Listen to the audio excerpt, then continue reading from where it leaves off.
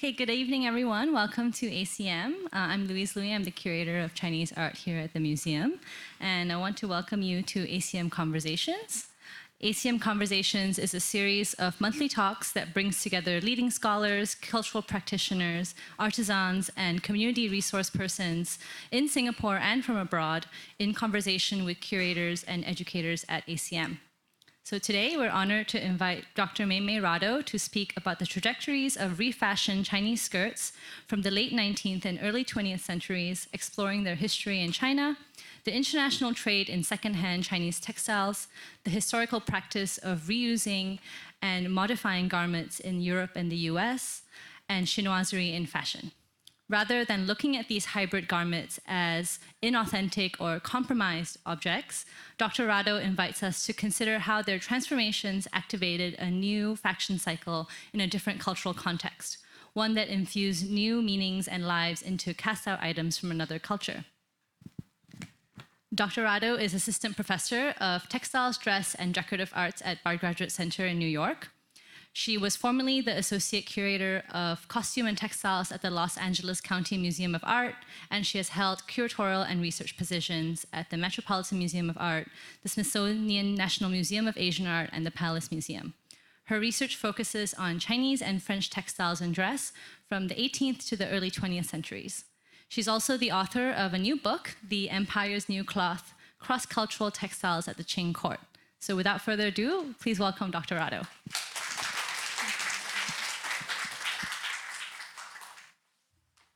Thank you very much, Louise, for this very kind introduction. It's really my honor to be here. It's my first time in Singapore and to visit the Asian Civilisations Museum, whose collections and exhibitions I have long admired. My talk today focuses on the special category of fashion, silk skirts of Han Chinese women from the late Qing dynasty, remade as Western fashions, such as these examples on the screen. I will talk about them shortly. In the period from circa the 1890s to the 1950s, a large quantity of late Qing clothes, including skirts, reached European and American consumers. They were frequently converted into dresses, jackets, capes, and so on. New constructions retained little of the original shape and functions of the skirt, but resonated with the fast-changing silhouettes in Western fashion. In art museums today, this type of cross-cultural remade dress often poses challenges for interpretation and exhibition. They were cut up, manipulated, and restitched long after the pieces were first made and used in a different cultural context, far away from their original ones. In the encyclopedic museums, do they belong to the Chinese art departments, which tend to value the artistry and symbolism of the fine textiles? Do they belong to the fashion departments, which normally celebrate innovations in styles and designers' work? And normally they are unwanted by both departments. On the one hand, the cultural and temporal ambiguities of these items seem to define the museum principle that tend to prioritize authenticity and original settings of artifacts and their intact conditions. On the other hand, in today's cultural environment, especially in the United States, with the heightened sensitivities towards the so-called Orientalism or cultural appropriation, these repurposed Chinese garments seem to exemplify and materialize the quote-unquote violence of a dominant power on the inferior others by possessing and manipulating the latest cultural products. But I propose that we move away from these lines of thinking that fixate on cultural authenticity and integrity.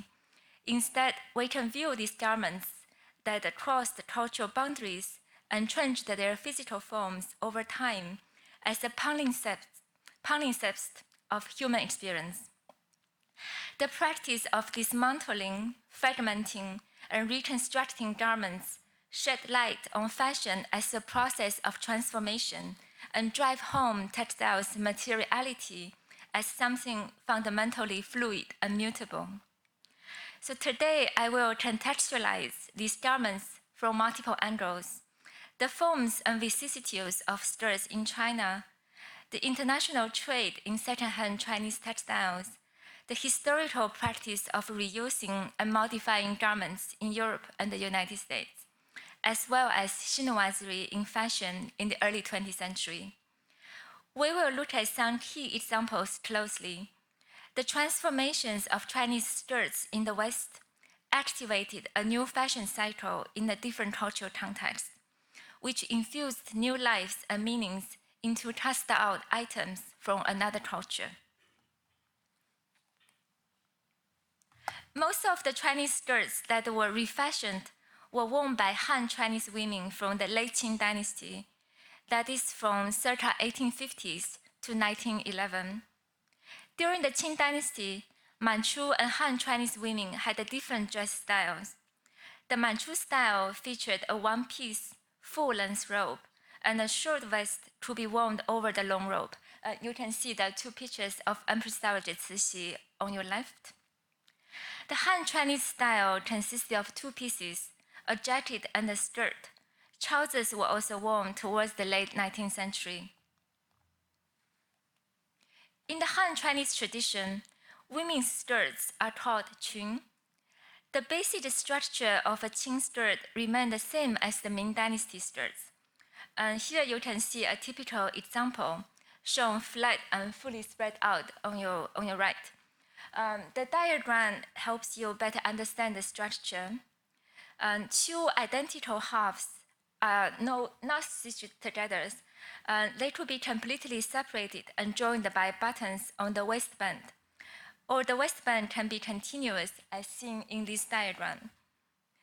Each half consists of a flat rectangular panel measuring about 30 to 40 centimeters in width, and a side panel formed by multiple pleats, or narrow triangular doors.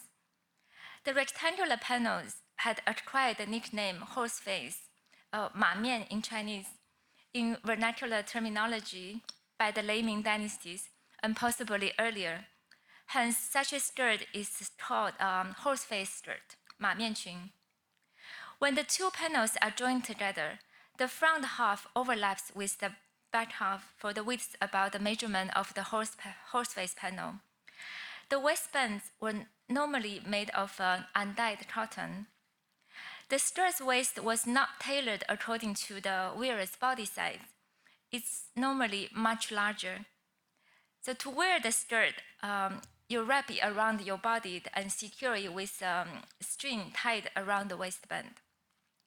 The two horse-face panels were then centrally positioned in the front and the back. Note that the decorations of the skirts normally just go up to here because that is the hemline of the jacket.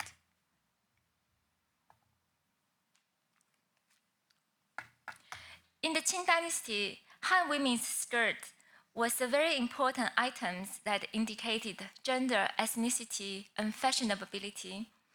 The fashion of the skirt was reflected in the colorful silks, embroideries, and intricate trims.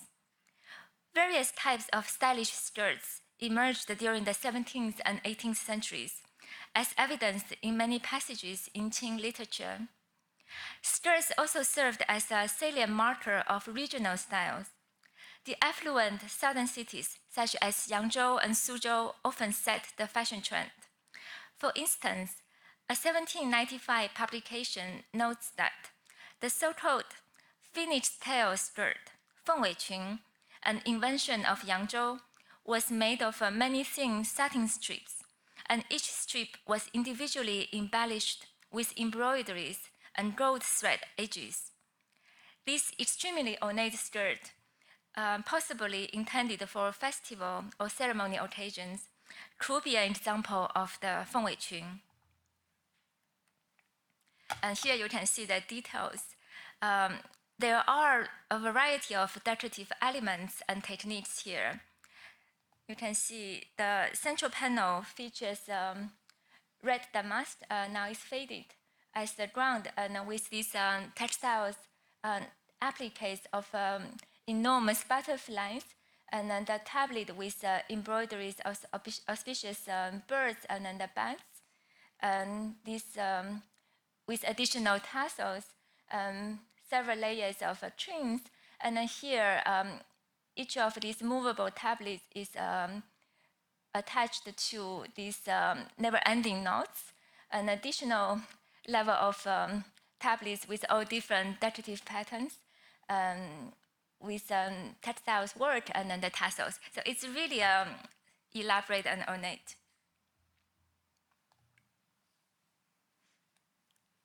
The 100-pleat skirt by Zhe Qun was popular in both Suzhou and Yangzhou. Here is an example from the ACM's collections. On each side, like the left and the right, and then the textiles to be pleated into really fine pleats, and they were held loosely in place by stitches in large intervals, and these folds can be gently expanded to offer a fuller view of the embroideries inside. During the late Qing dynasties, the innovative fashion of holding the pleats in place with small controlled stitches at regularly staggered intervals became quite popular.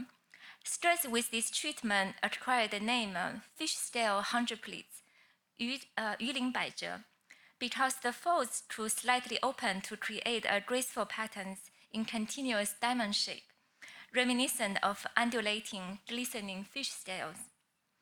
An 1865 photograph of a woman in Tianjin shows the slightly expanded side panels. And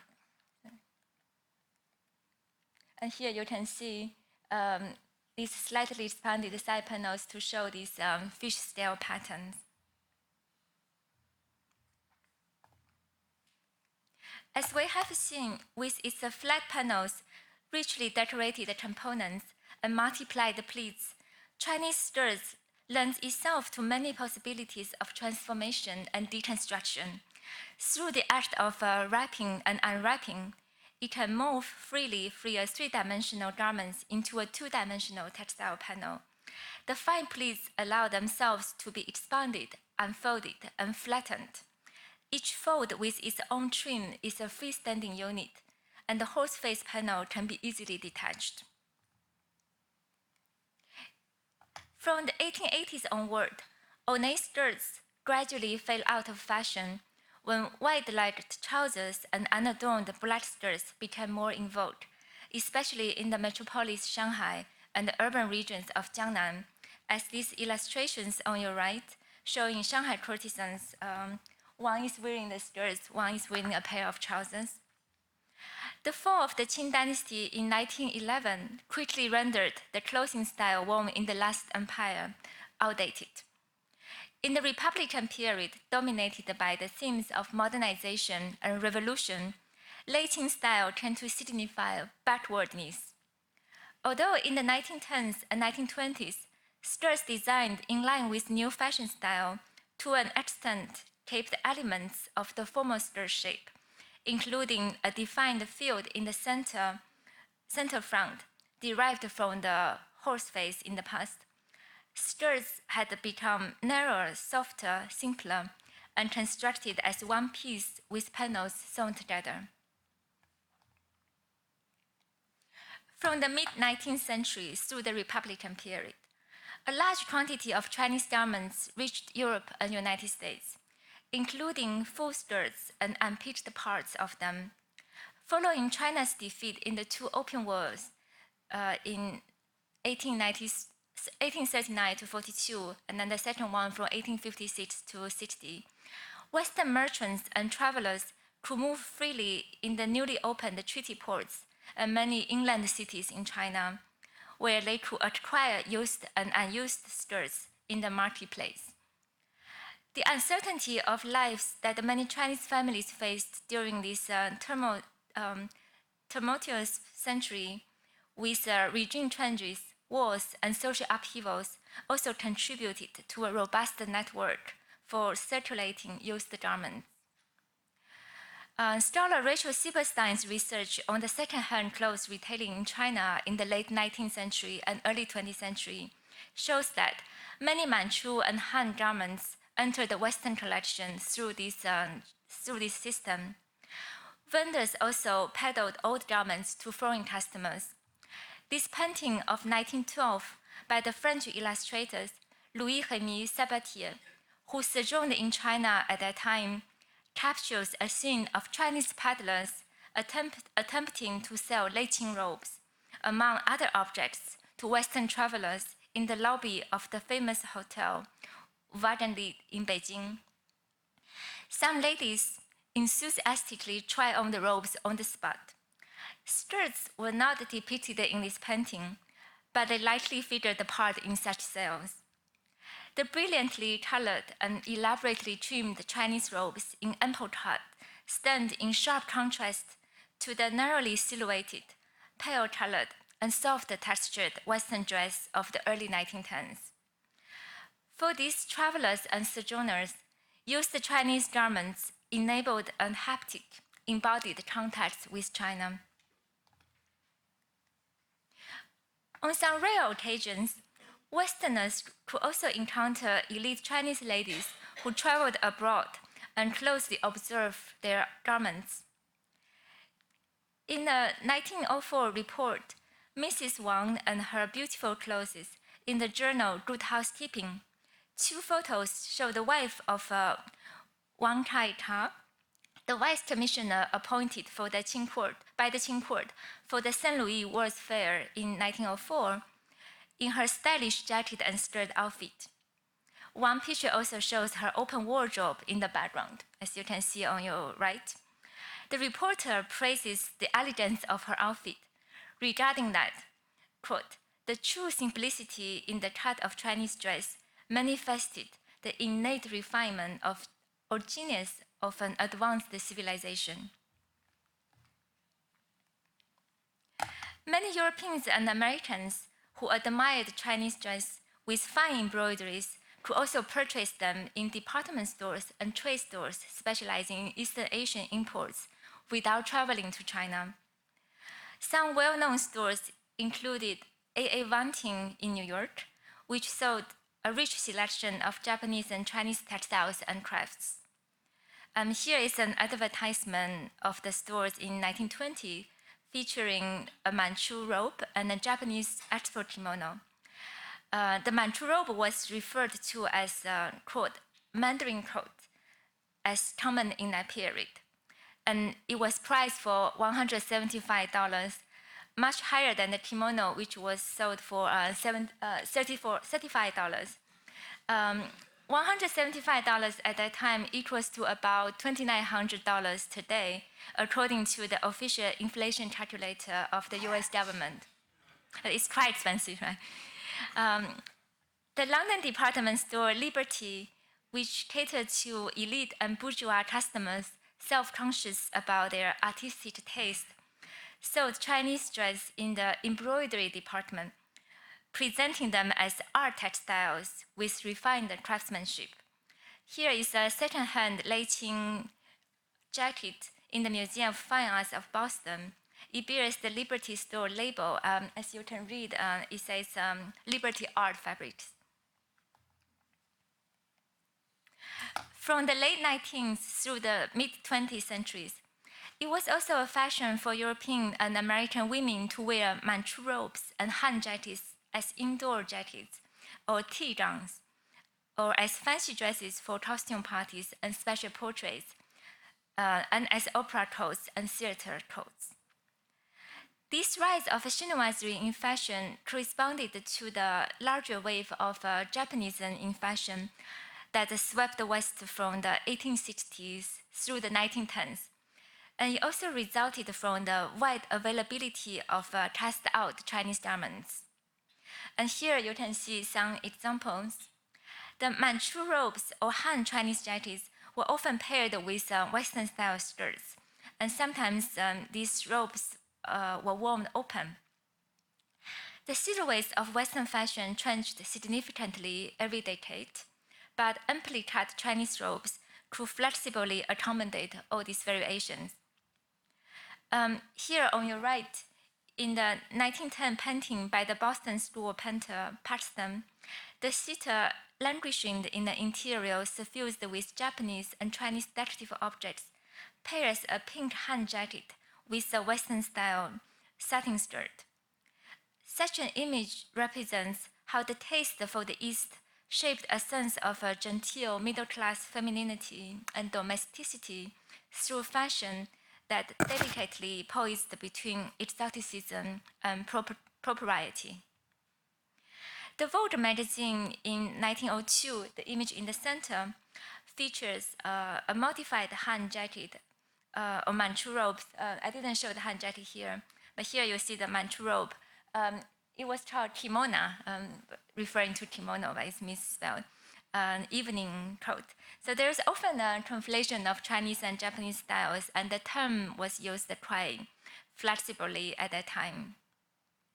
And the same illustrations, this one was later reproduced in 1904 in Harper's Bazaar, and this outfit was recommended as an opera cloak, suitable for wrapping over the dress for attending opera.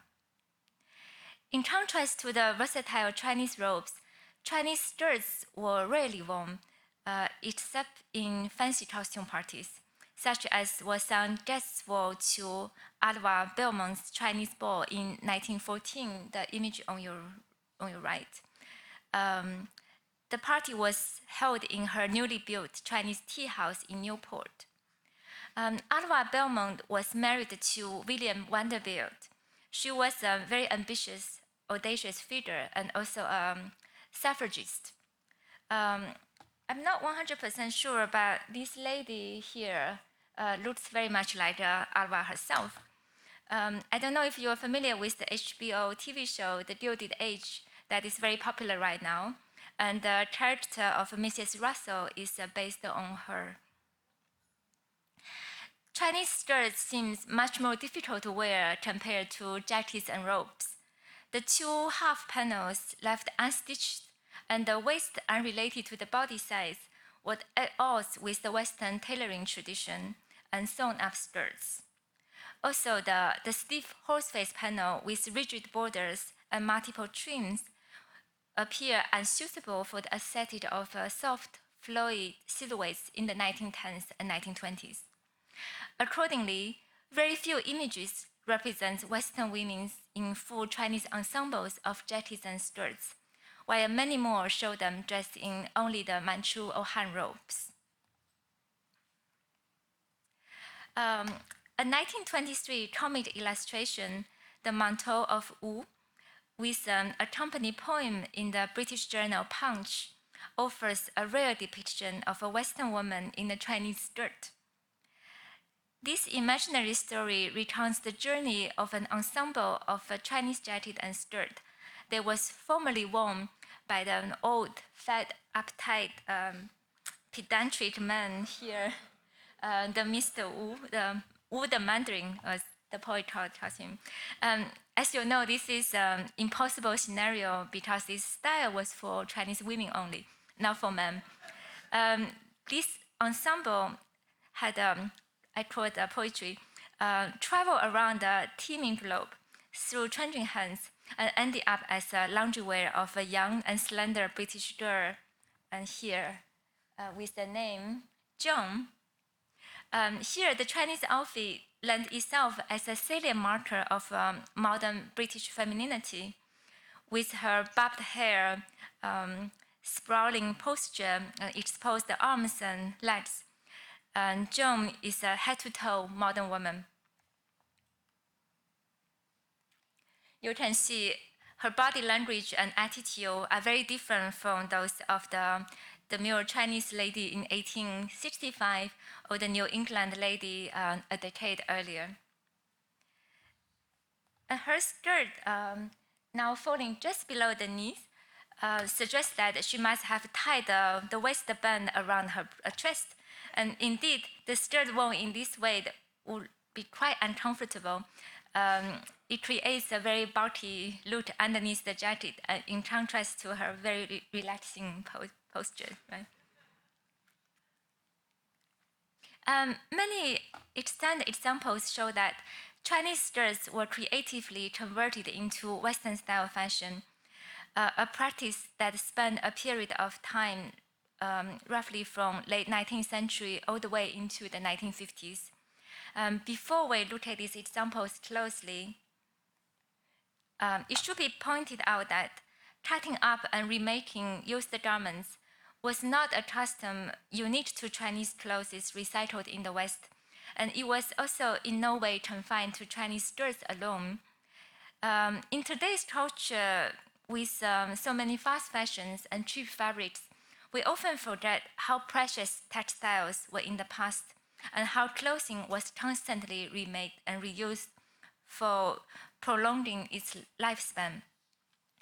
Many historical Western garments, luxury fashions, and everyday wear alike that have survived today in museum collections and antique shops often show traces of modifications. And these modifications often have a considerable lapse of time in between them. In Europe and the US, there were generally two major categories of remaking old garments. First, previously used personal garments or those handed down from the different generations were altered according to changing body shapes and new fashion styles. Precious textiles from a different culture or different period were also tailored into a fashion style of the current time. And second, clothes from a bygone era were remodeled into fancy dresses for costume balls or theater costumes. And this was a practice particularly popular during the late 19th and early 20th centuries. And here you'll see some examples that showed how earlier garments were saved and converted to later styles. And this dress here was remade from the mid 18th century dress. The silk was 1760s, and then the dress styles is circa 1845.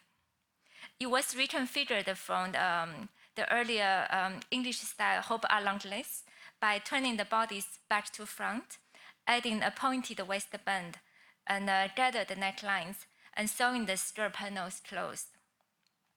And next to it, you'll see the circa 1890 woman's vest by the Parisian fashion house Worth. It was transformed from the circa 1780 men's coat by adapting it to the fashionable silhouette of the time. And in the 1890s, you can see a very prominent derriere because there was a bustle worn underneath to create that kind of a silhouette for fashion. And on the right, you see the extraordinary examples at the V&A of a gentleman's banyan and waistcoat tailored in Italy around 1800 or 1810, made of an uncut length of Qing imperial brocaded silk. It features a full-cloth phaeton dragon, and the silk was woven in the second half of the 17th century, probably a diplomatic gift from the Qing court and reaching Italy for some reason. And the last one, you'll see a 1930s Chanel jacket converted from the 19th century dragon robe. So this practice was actually quite common. And the alterations was not limited to clothes alone. Fashionable dresses, household furnishings, and secular textiles could often be cross-reconfigured, which testifies to the innate fluidity and transformability of the textiles medium, as it can be easily cut, pieces, and sewn into desired shapes. And here you'll see some examples of sleeve bands or other embroidered fragments taken from Chinese garments, repurposed as domestic objects, fashion accessories, or dragon robes. Some dragon robes were reused for furnishings as well. In light of this broader, prevalent practice that has continued for centuries in Western society, repurposing Chinese dress in Europe and America was not an isolated phenomenon, but part of this tradition of renewing old textiles into useful things of the date. The unseamed structure and modular components of the Chinese skirt made it particularly suitable for creative adaptations into different silhouettes.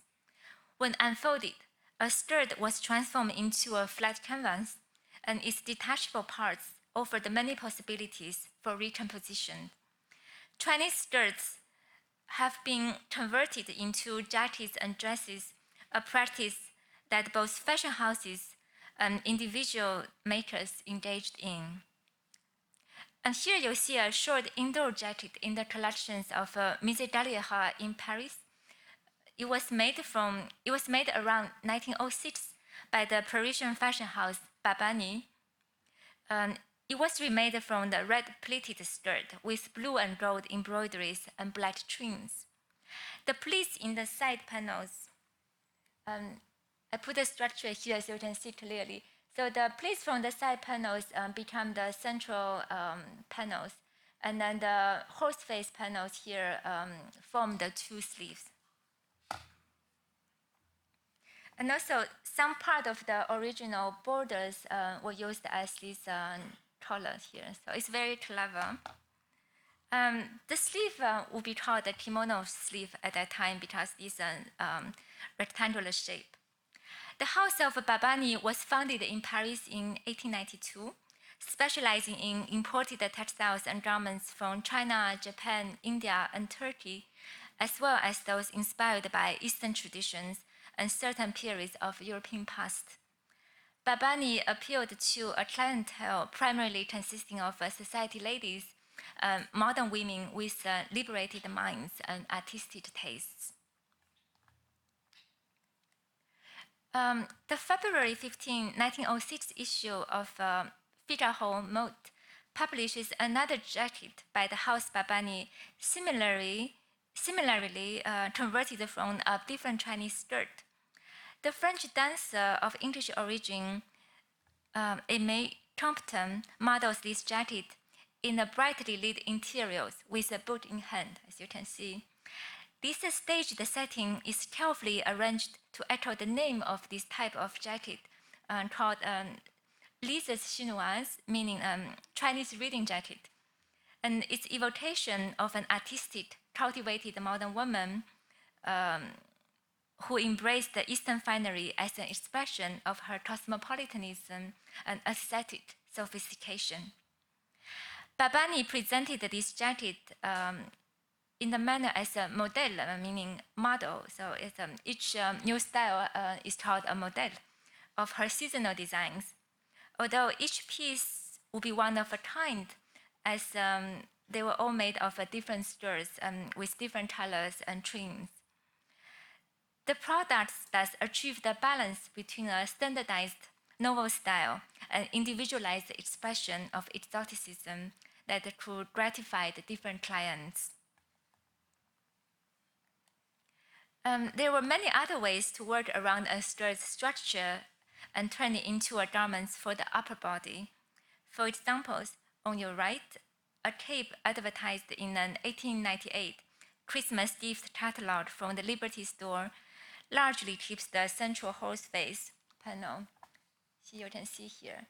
And it keeps the opening, so the cape opens here. The structure is more or less the same as the skirt, but there was added color to make it look like cape, right? So, and on your right, the editorial called Simple Fashions of the April 1906 issue of Harper's Bazaar introduced a quote, smart blouse made of a Chinese skirt with mauve silk with narrow bias bands of black satin. So it's a very typical Chinese skirt. The horse face panel, you can see it's refashioned and molded into the shape of this monobasin shape popular at that time. And the side pleats are gathered into this, what they call the leg of mutton sleeves with ballooning top and then the narrowing lower half. So you can see the Chinese skirt can be adapted to different fashion silhouettes. Jackets made in the 1930s and 40s from Chinese skirts tend to feature more tailored shapes to echo the contemporary styles of structured jackets in angular shapes. And these two examples show a consistent mode of remaking. You can see here the two horse face become the front, and then the pleats were used for the back and also the sleeves.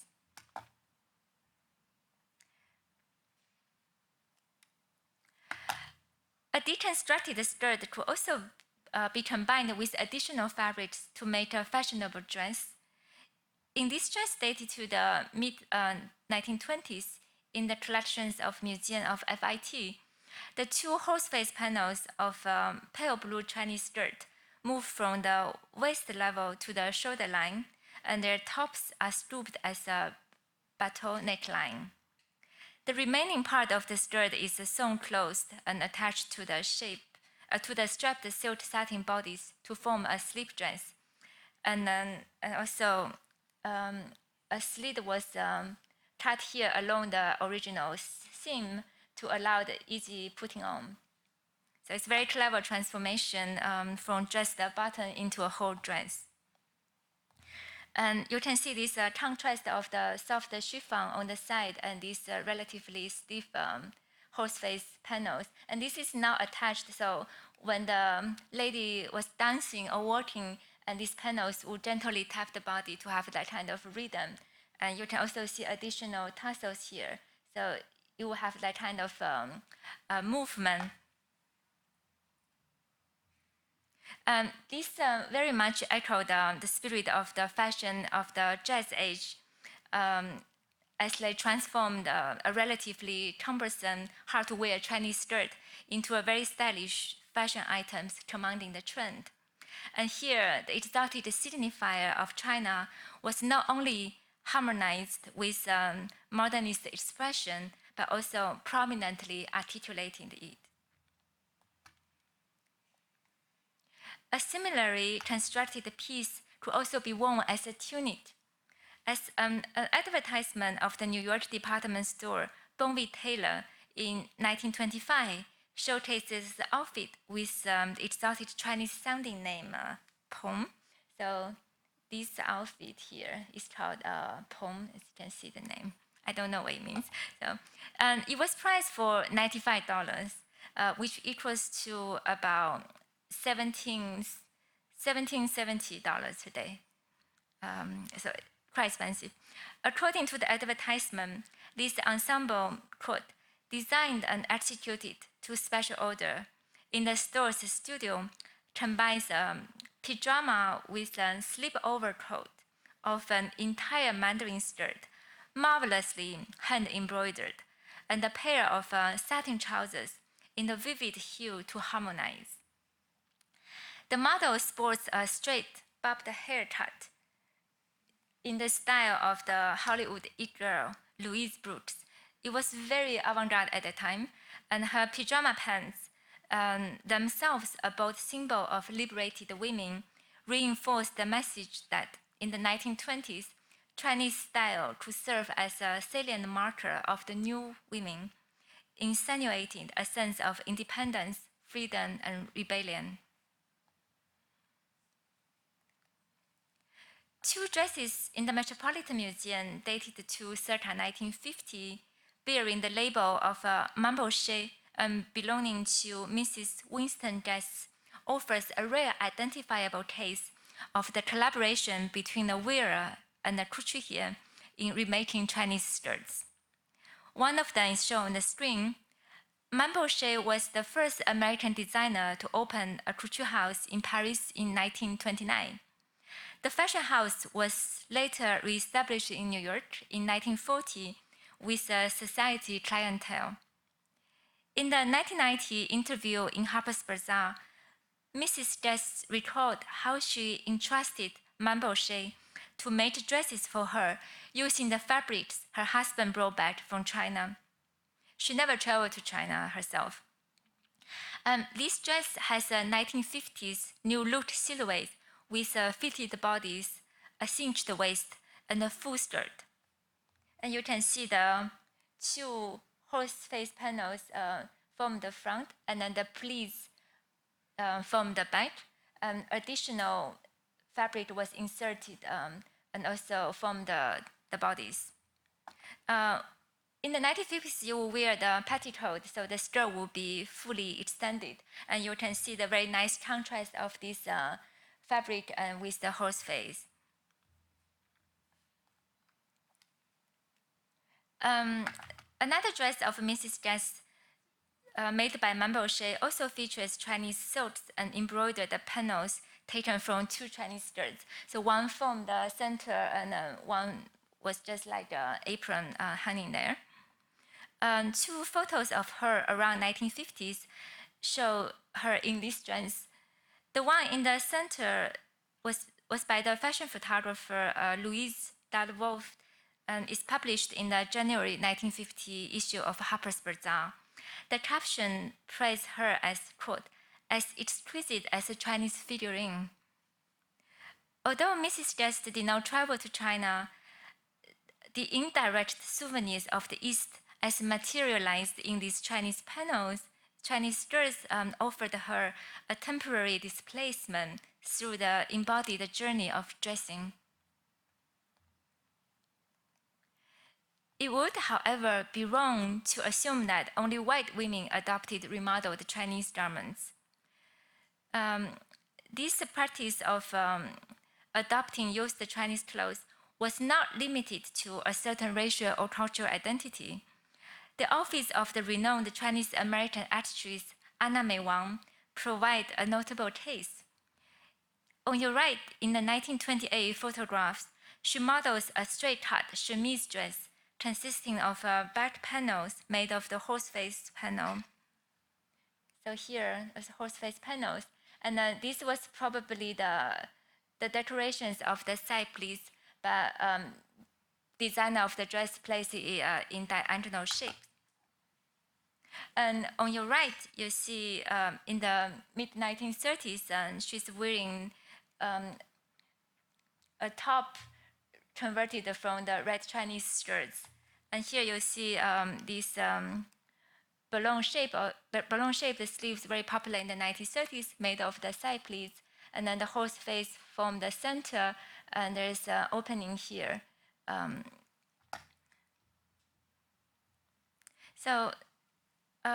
May Wang's Chinese skirt turned Western fashion featured contemporary sartorial shapes that reframed an image of China, which was equally remote and inauthentic to her as it was to the white women of the time. And these garments conveyed a vision of China as a melange of signifiers to the new and to the old at the same time, reappropriated by the woman whose projected identity to the Western audience were deeply unstable, ambiguously oscillating between the Chinese and the American. In today's academia and social media, some scholars and fashion commentators may see designers and wearers' recreations and reimagination of Chinese skirts and Chinese garments in general in the West as, I quote, deflecting its original context and erasing the Chinese women who might once have been the owners of the skirts, unquote. Yet, if we adopt a different perspective that does not privilege the supposed origins for interpreting the garment's values and meanings, and also if we don't assume a simplistic racial divisions in sartorial practice, we can view the transformation of these garments as activating a new fashion cycle in a different cultural context, which infused new lives and meanings into cast-off items from another culture. By unfolding and refolding Chinese skirts in this process of transcultural remaking, their indications multiplied, signifying a filtered vision of the garment's original culture, while simultaneously drawing connections to the stylistic and cultural vocabulary of the new context. In addition to providing malleable materials for dismantling and reconstruction, Chinese skirts also lend inspirations to European American designers on the conceptual level in terms of structural and decorative aspects. And here on your right, the article an Oriental Philip to Occidental molds in the 1913 vogue presents a suit with a skirt that is fashioned as one-piece fabric wrapped around the body and trimmed with a heavy cord and tassels. The author claims that this perfectly straight, seamless skirt draws its inspiration from graceful Chinese skirts, which have a few seams. So here you see the reference is actually rather loose. You don't really see the Chinese skirts, but the author claims inspiration comes from Chinese skirts. And on your right, a 1923 dress by the French couturier Jean Patou extracts the structural elements of a deconstructed Chinese skirt and remaps them as decorative schemes of a straight-cut chemise dress. On the front, these large inverted rectangulars draws inspiration from the horse face panels with those articulated borders. And then on the back, you can see these decorations probably referring to the side pleats. But the embroidered flowers are in the Mudo style, which, like many other Asian-inspired couture creations of the period, synthesize the elements from diffused cultural sources. Here, the very process of deconstructing and recomposing Chinese skirts becomes a visual language in its own right, guiding the design of an entirely new piece. This visual reference to a fragmented Chinese skirt highlights the essential nature of fashion as in a constant state of transformation across time and cultures. And this is my last slide. In contemporary fashion, this idea of transforming Chinese skirts into a new fashion items continued to capture designers' imaginations, such as these two dresses by John Galliano for Dior. By now, you could immediately recognize its reference, not to the Chinese skirts per se, but to deconstructed and refashioned Chinese skirts. The dress on the right is especially a pastiche of cultural elements. The overall shape alludes to 17th century European dress. The decorative components and palettes are Chinese. And the designer melded it with an imaginary Native American persona by styling it with this very imposing jewelry. An image like this drives home fashion's fundamental essence as a collage of temporal and cultural references, which are wrought together and filtered through an imagination in its time. Thank you very much.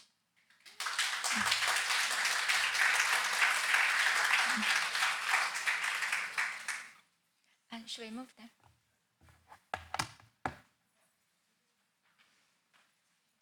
Okay, we'll open the floor up for questions.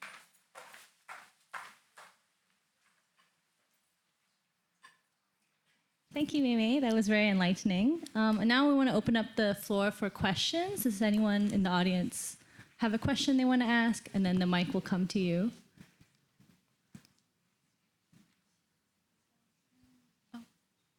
There? Yeah.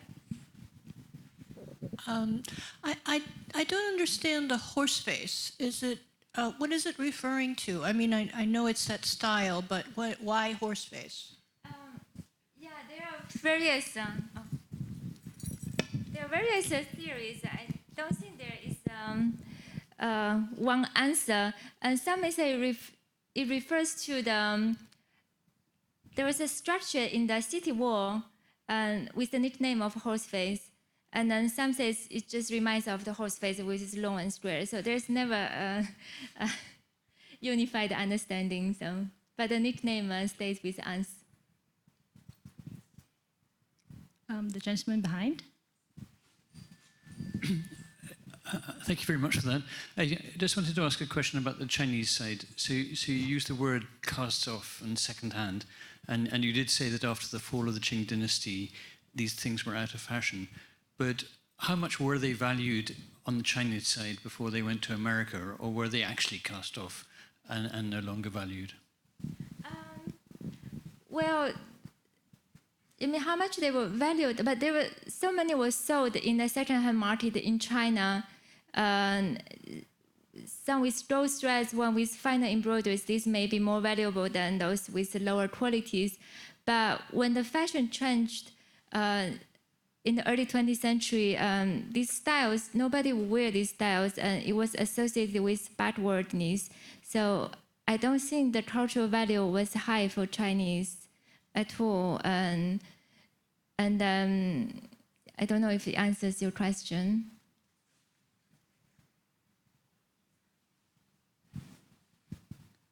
Oh, I have a question if no one else does. So you show a lot how in Europe and the US there was this strong tradition of repurposing and remaking old textiles into new styles. But was there a kind of secondhand trade in China domestically, and would Chinese people wear old clothing as a vintage revival or remake them into new forms? In the early 20th century, I mean, not now, like in the past, yeah. Early 20th century revival of old style, no, I don't think so, because clothes was highly politicized at that time, and there was very fast changing styles in the Republican period. So wearing the Qing Dynasty garments was almost like a taboo when you associate yourself with fallen dynasty. So no, definitely not. But second-hand trade, it was always active in China, yes. But would they wear the second-hand clothing? Or it was more yes, a business? Yes, okay. Yeah, different social hierarchies and social classes, yes. Yeah, poor people will wear second-hand clothes, yes. And would these women in China know about their counterparts in the West remaking their dresses, their skirts into these very strange new forms? I don't think there's awareness, yes. Okay. Does anyone else have any questions? Oh, Kevin.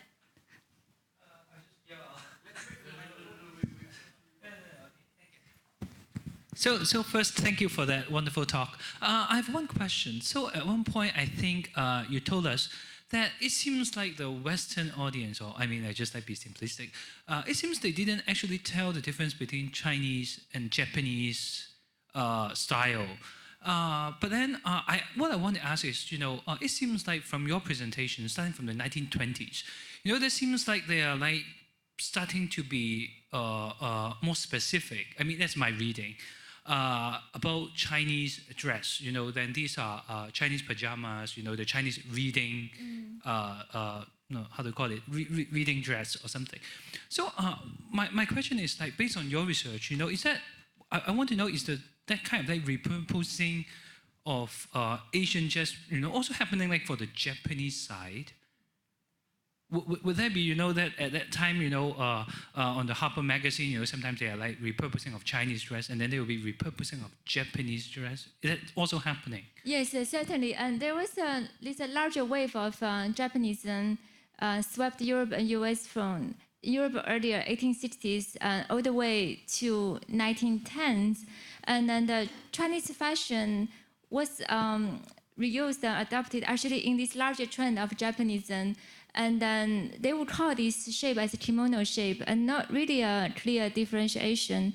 And then, but in the 1920s, you do see the rise of chinoiserie in fashion, in design, in interiors, in decorative arts, and Japanism kind of fell out of fashion by 1920s. But Japanese kimono continued to be sold in the export market and to be worn as indoor gowns. So. Yeah, and then fashion magazines, yeah, of course, they, from late 19th century through the early 20th century, lots of contents on repurposed Japanese fashion or Western design after the Japanese style, yes. Anybody else? Clement? Thanks, Mei Mei, for the fascinating lecture. I think my question comes from the second part of your lecture, where it's twofold. Firstly, is how do you approach the question of authenticity when the object significance lies precisely in this cross-cultural transformation, especially for the second half of the lecture, and in respects to in terms of a museum display context, what are, in your opinion, some of the best practices that I guess that best convey the original context of some of these textiles or the costumes, the dresses, and then their later adaptations, but without privileging one or the other? Thank you. It's a very good and very difficult question. Yeah, authenticity, I think for cross-cultural studies, not just fashions, but early modern global exchanges, we always have questions about authenticity and art history in general. Are we going to discuss art, fixate art in certain cultural contexts, and how do we see it as objects that move across different cultures? Was this the first context authentic? What about the second, the third? These were equally authentic, right? So do we focus on the movement instead of the one specific cultural context? So it really depends on, I think, the perspective, the narrative. But for me, I think if we move away from privileging just the first context, maybe we will gain more insights. And for museum displays, I think you are doing a very good job here. And different from quite a lot of encyclopedic museums to see the process of transformation, the multiple cultural references. I think maybe a best way for the audience, in my view, is if we leave the question open, we give them historical context instead of imposing a certain point of view based on certain political context or certain geopolitical idea, but just present them of historical context. I wouldn't say facts because facts is also subjective, and then they can follow the clues and draw their conclusion. Maybe they would be more inspiring and more engaging.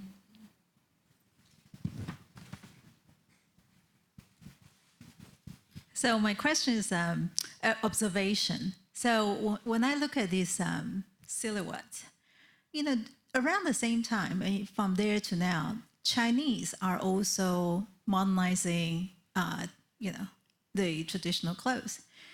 The qipao or cheongsam silhouette is so different from how the Western world has interpreted it. So do you have any idea on why they're so different? It's almost like they've gone down two different paths with the same garment. What do you mean by qipao is different from the Western? If you see the Western ones, right, there is the ma mian. There's still the elements of the traditional Chinese folding dress with plaits. But if you look at even Mingguo, Yes. that period, the dresses have been modernized to no plate at all, very straight, very simple. So Yes. so it's completely different, a deviation from folding and plating, and then the slit get higher and higher in China, right? So it's like super high slit, Yes. which is very different. I don't see any of that element in how the Western world had evolved the Chinese dresses. I don't know if I understand your questions completely, but those converted garments I show only occupied a very limited proportion in Western fashion at that time. But the mainstream Western fashions, I think the Shanghai fashion in the 30s and 20s and 30s were very much in sync with the mainstream Western fashion. The qipao was a very modern dress, and the cut in the 1920s quite echoed the flapper dress of that time, and then the very sleek body hardening look in the 1930s was also in sync with the Western fashion at that time, with this new classic revival with very sleek look, and the Western fashions to echo the body sometimes would be in the bias cut with the fluidity, but qipao was not cut in bias, but the overall idea of the body I think was the same. Yes. One last question at the back.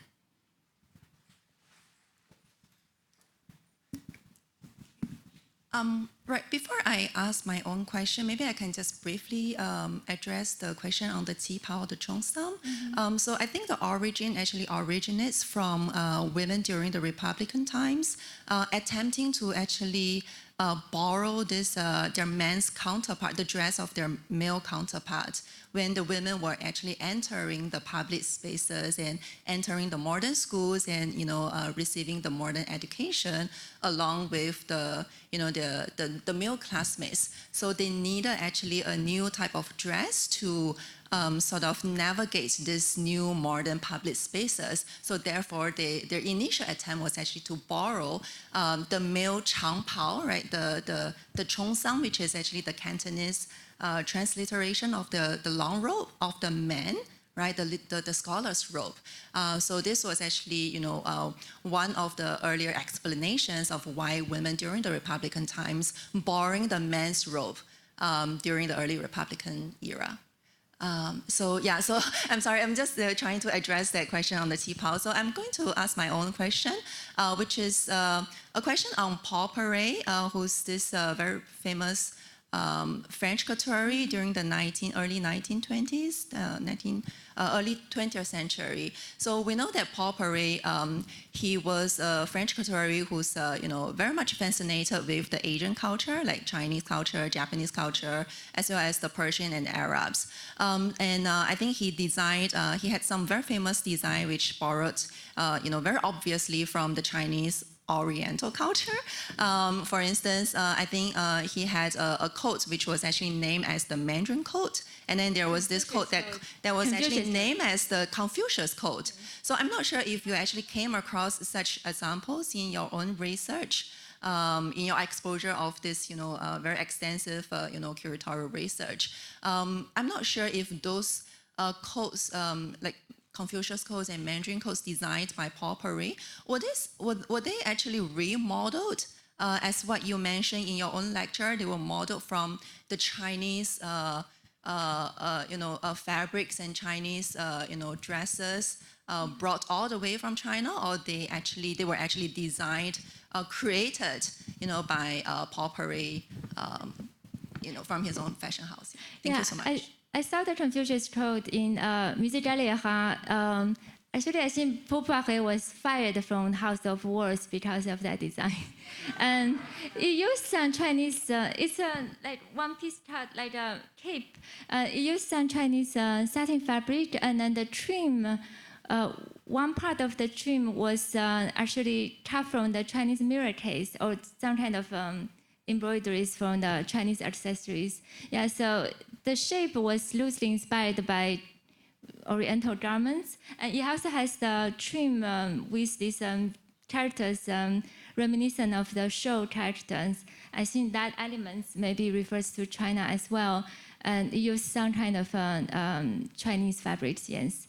And for qipao, the origin of qipao, there was debate, and some say it was borrowing from men's dress, but we're not sure. And then some say it was from the Manchu style. But even in the 1926, there was already a lot of debate, and the origin was never clear. But qipao first started as a winter dress. It was always padded when it was worn in the 20s, mid-20s, early 20s, and then later became a fashionable dress for all seasons. So, but for the origin, I don't think it was driven by this political intent for women to be in the public. And there were many reasons for fashion style to be popular. And in retrospect, we can attribute this to one social movement, political movement, but things were never that simple. Okay, so we're at 8:08 now, so we've come to the end of this session. We hope you can join us next week for our upcoming talk on the 21st of August at the Peranakan Museum. Peter Lee will speak about the life and art of the batik maker Nonya Weekoksing. And this talk will actually be our last one organized in conjunction with our special exhibition Batik Nonyas on at the Peranakan Museum. We would also really appreciate if you could give us some feedback by scanning the QR code here. It will help us improve the way we conduct our lectures and sessions. And thank you again, Dr. Rado, for your very illuminating talk, and to the audience for coming, and we hope to see you again soon. Thank you.